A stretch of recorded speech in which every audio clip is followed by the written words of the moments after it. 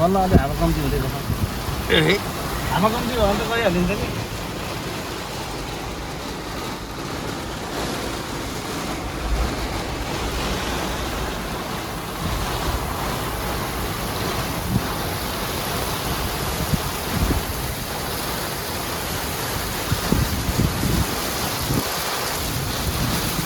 ठुलो गाडी ल्याएको रहेनन् सानो गाडी त हिँडेनन् क्या